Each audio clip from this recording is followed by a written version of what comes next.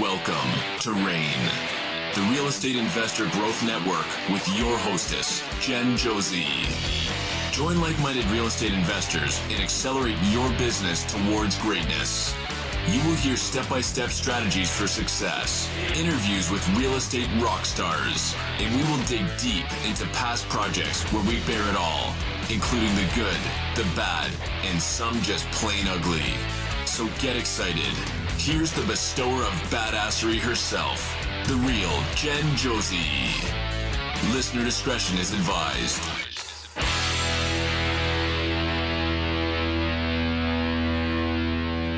Hi, and welcome back. I'm Jen Josie, creator of RAIN, the Real Estate Investor Growth Network. Whoop, whoop.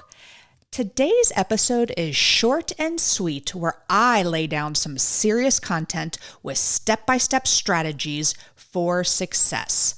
But before we begin, here's today's badassery bestowment, my little badass gift to you. Today's topic is Gmail. People, stop using Gmail accounts for your business email. Using yourcompany@gmail.com screams rookie and lets possible business clients know you are not serious about your company. Please just pay the whopping $6 a month for a G Suite so your email address is yourname@yourcompany.com. Getting a G Suite includes a couple of email slots, so always have a generic one for your website like info@yourbusiness.com or admin@yourbusiness.com. Down the road, when you increase your team members, that email can be assigned to an assistant. If you and your business partner share a business card, the info@yourcompany.com also works for one card. Whew, glad I got that off my chest. Now, on to today's episode of the Real Estate Investor Growth Network podcast. I will be reading one of my past blogs, and this one is a favorite for many. It is titled, 5 Factors When Flipping in 5 Days. Yep, that's what I said. Our real estate investment business recently completed a flip in 5 days. Other investors are blown away at our turnaround time, but we have established some simple systems to follow. Let me share with you 5 factors that we use when flipping properties in 5 days. Number 1, type of property. We love condos and townhomes that are built in the 80s and 90s with an after repair value of around $200,000. These homes generally only need a fresh coat of paint along with some updates like flooring, countertops, and appliances. Those few renovations provide high returns. We also don't have to worry about the exterior. It's pretty standard for homeowners associations of a neighborhood to take care of all the landscaping, roof, siding, and common areas. You do have to be careful of high HOA dues. Every few years, an HOA will enforce an assessment where homeowners are required to pay an additional fee to cover a new roof, repaving of a parking lot, pool repair, etc. Now, can you flip a single-family home in 5 days? Sure, why not? It literally just depends on the scope of work needed. Maybe the only thing the exterior needs is a roof and some minor landscaping. A roof can be replaced in 2, maybe 3 days, and the landscapers can be done in an afternoon. The roofers and landscapers can be working the same time as your painters or flooring folks. No reason to have only one trade on site at a time. Number 2, marketing. I send a letter to the entire neighborhood stating we are looking to purchase homes in that neighborhood. The letter explains we will buy homes as is and pay all closing costs. We end the letter with, quote, if you're not interested now but are considering a move in the future, please hold on to the enclosed business card, end quote. I send a follow-up letter or postcard every 6 months or so. The townhome we just got under contract last week is with a woman that had been holding onto our card for months. Condos and townhomes are typically transitional housing. Many people who buy them are either first-time home buyers, divorcees, investors, newer residents to an area, retirees, etc. The average length a person stays in one is only 4 years. When I send them that letter, I am sometimes the only letter they receive. Many investors pay buckets of money for lists like probate, pre-foreclosure, vacant properties, absentee owners, etc. So those recipients are getting flooded with mailers because many investors are buying the same lists. My strategy of marketing entire neighborhoods may take a little longer to get results, but I'm also not competing with another investor and getting into a bidding war. Number 3, contractors. None of these condos and townhomes would have a quick turnaround without an awesome team of contractors. When you do multiple properties like this, you are providing a higher volume of work, which you can negotiate your labor costs down.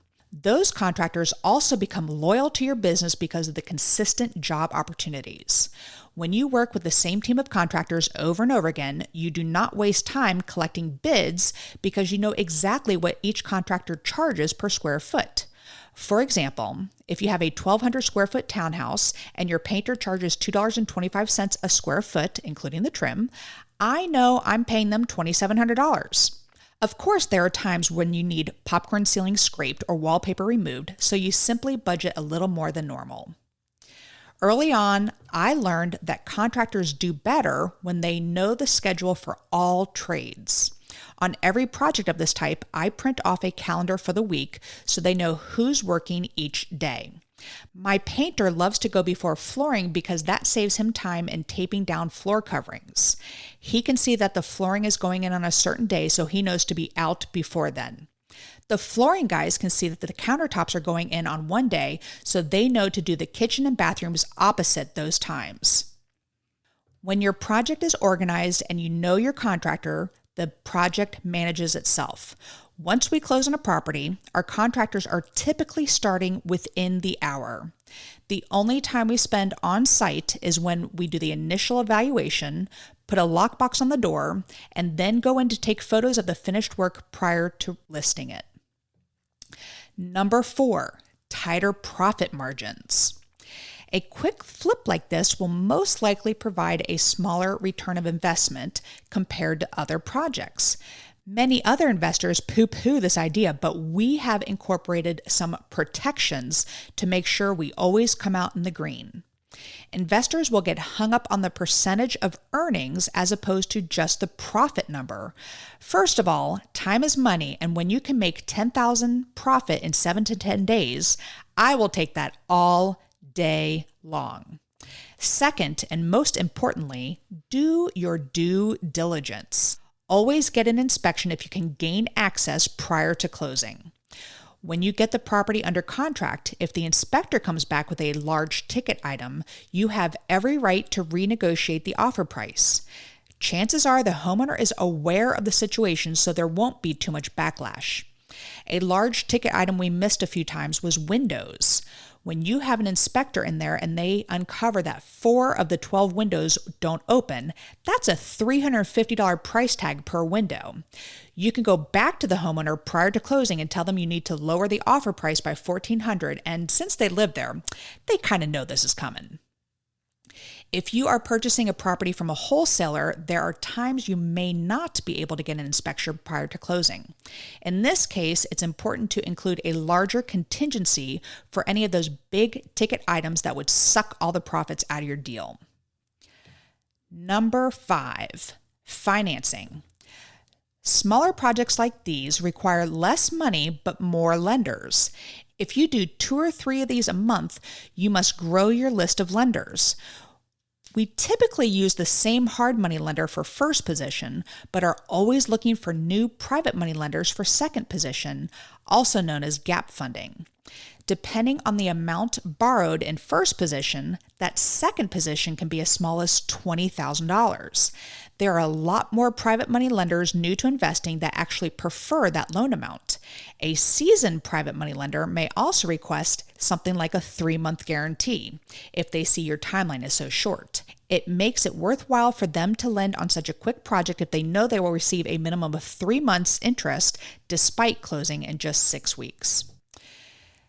Even during the pandemic, an ARV around the $200,000 price point flies off the market, which allows for a much shorter hold time. To keep your finances in control, be careful not to over-renovate a property like this. You do not need to remove any walls. You do not need to add top-of-the-line appliances. Instead of replacing the cabinets, save money by painting them. Deep clean the bathtubs instead of replacing the tile surround. Paint the kitchen instead of adding a backsplash. Buyers at this price point want clean and new, but still affordable. While we also do larger renovations, you can see why we love these smaller projects sprinkled here and there. The risk is lower, we keep our contractors happy, marketing is simple, we grow our lender list, and the profits keep adding up. Now that is all, folks. Thanks for listening, and we will catch you on the next episode. Now go out there and share your badassery.